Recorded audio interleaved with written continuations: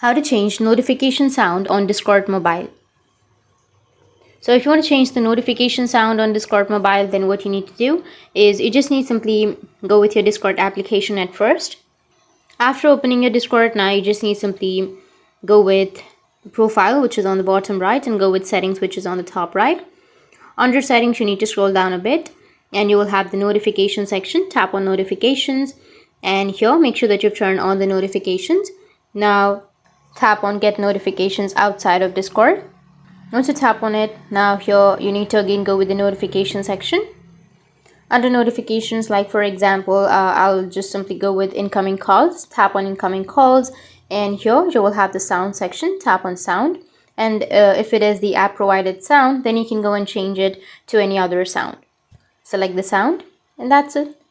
The sound has been changed. That's how you can change the notification sound on Discord Mobile. And if you have any questions, feel free to comment below. Thanks for watching.